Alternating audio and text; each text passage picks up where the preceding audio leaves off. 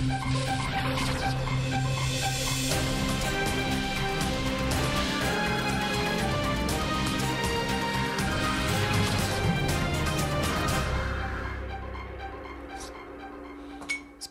in spoštovani, tudi to bodo nekoč vesti na vesti. Poglejmo, kaj se bo dogajalo v prihodnosti. Napadi na Gazo se bodo nadaljevali. Po približno 11 dneh bodo Združene države Amerike podprle francosko-egiptovski načrt za ustavitev ognja. Vendar se Izrael ne bo dal. Vztrajal in vztrajal bo pri zagotovilih, da se Hamas preneha oboroževati, sami pa teh načrtov ne bodo imeli. In medtem, ko se bodo debeli in samozavestni politiki še naprej za svojimi zaprtimi vrati pogajali in spali v svojih toplih posteljah, pili dobro vino, jedli najboljši kaviar, pa bo na ulicah Gaze umrlo skoraj 700 ljudi, več kot 3000 jih bo ranjenih. Med njimi bo tudi vedno več otrok.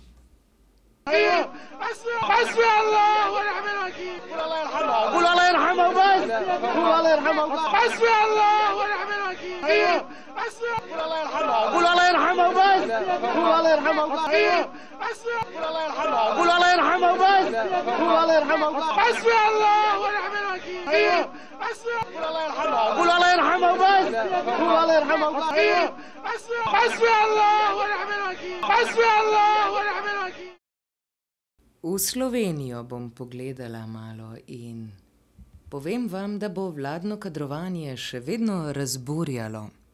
Predvsem opozicijo, ampak tudi nekatere v vladni koaliciji. Predsednik vladnega kadrovsko-akreditacijskega sveta, ekonomista Bogomirja Kovača, bodo člani ekipe Vesti vprašali, ali je ta organ res samo podaljšek Foruma 21. Mislim, da so to preprosto smešne stvari. Mislim, da gre tukaj za dovolj politično in strokovno avtonomne ljudi. Mi smo posebej poudarili, da je naša vloga avtonomna, kar pomeni, da so lahko naše odločitve in bodo naše odločitve brez kakršnih koli pritiskov političnih. In če ste kdajkoli dvomili v kredibilnost vedeževalk, ste videli? Res se je zgodilo? In kakšni bodo kriteriji, po katerih naj bi KAS kadroval?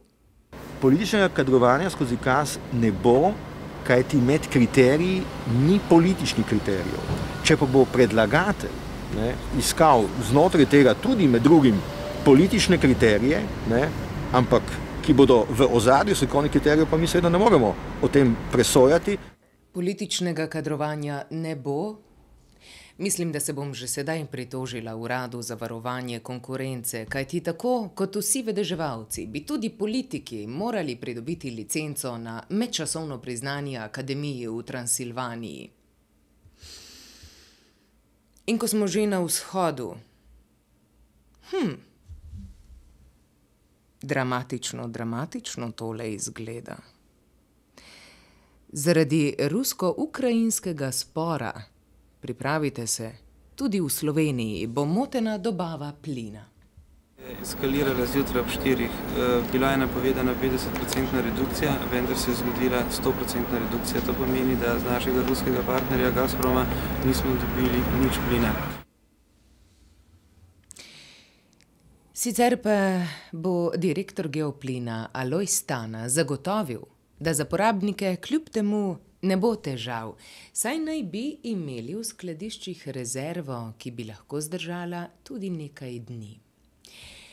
In kako zelo zahtevno je napovedovanje prihodnosti, bo Stana demonstriral v naslednjem primeru, ko bo skušal odgovoriti na vprašanje, kaj bi se lahko zgodilo, če bi težave z dobavo trajale dlje časa. To je zelo težko napovedati, zato ker vsak dan se slika spreminja.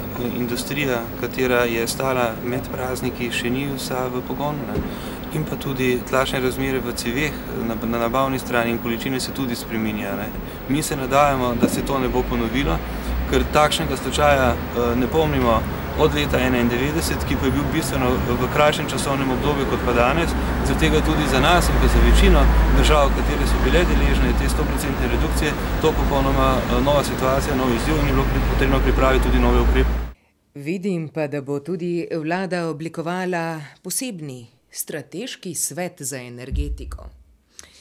Vanj bo povabila tudi nekdanjega ministra za gospodarstvo Andreja Vizjaka. Vidim pa, da bo takrat še vedno pristaš SDS-a. Ja. No, gospod Vizjak se bo medijem seveda v maniri neuspešnega napovedovanja prihodnosti trudil razložiti, o čemu se bodo pogovarjali na tisti prvi seji. No, jaz mislim, da je bila zanimiva diskusija in da smo se poenotili v tem, da je to pač posvetovalno telo, ki bo razpravljalo o aktualnih izzivih energetike in ena ključnih takšnih, bi rekel, sklepnih misli je to, da vsi skupaj ocenjujemo potrebo po novelaciji nacionalnega energetskega programa. Vidim, da bodo imeli težave v procesu izobraževanja tudi naši zanamci. Združenje ravnateljic in ravnateljev bodo namreč nasprotovali zamrznitvi plač direktorjev v javnem sektorju. Nezadovoljni pa bodo tudi z zakonom o sistemu plač. Predsednik združenja Oton Račečič bo povedal, da bodo nekateri učitelji in pomočniki ravnateljev po novem plačnem sistemu uvrščeni višje kot nekateri ravnatelji. Predlagal bo, pa ne boste verjeli, tudi rešitev. Mi seveda želimo, da se ta plačna nesorazmerja, ki so se s tem vzpostavili, odpravijo. To pa pomeni, da bi morala vlada odmrzniti plače, najprej popraviti plačne sorazmerja in seveda zamrzniti plače šele takrat, ko bi pravzaprav vsi padli na ta sistem, bom rekel, šparjanja, o katerem premier gospod Borut Pahor tako govori. Ja, to bo v tistem času pomenilo preprosto tale trend. Dajmo, šparajmo, ampak ne na nas. Sicer pa bo Račečič zelo kritičen do vladnega kabineta Pahorja tudi v prihodnosti, predvsem kar se tiče vprašanja pogostitve svojih gostov. Vendarle pa se mi zdijo te poteze predvsem populističnega značaja. Na vprašanje, ali namerava slediti zgledu predsednika vlade glede plačevanja reprezentančnih stroškov iz svojega žepa, pa bo predsednik državnega zbora Pavle Gantar odgovoril takole. Seveda, ampak jaz nimam reprezentančnih zadev. Do zdaj še nisem imel. Kada gre za uradna kosila in tako naprej, takrat so druge zadeve. Kada pa gre za reprezentančne zadeve, kjer predsednik vabi določen ljudi, tega pa do zdaj nisem imel navade. Jaz nisem imel navade imeti državnih plačilnih kartic, jih tudi nočem imeti in tudi do zdaj nisem imel te navade, tako da tu se bom jaz zelo lahko odrekel, ker se nimam česa odreči.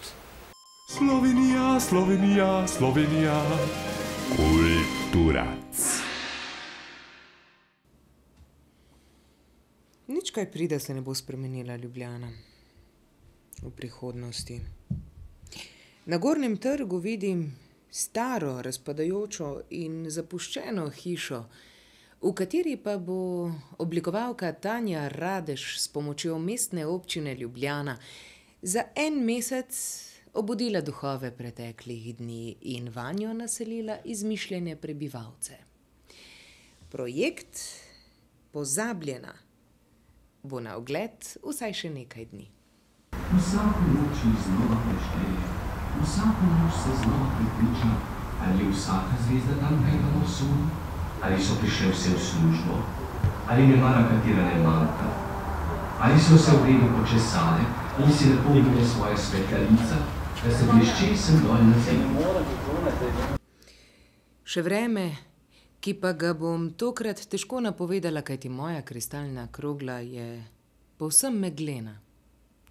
Spoštovane gledalke in gledalci, tudi to bodo nekoč bile vesti na vesti, ki jih bodo predvajali iz studia 136.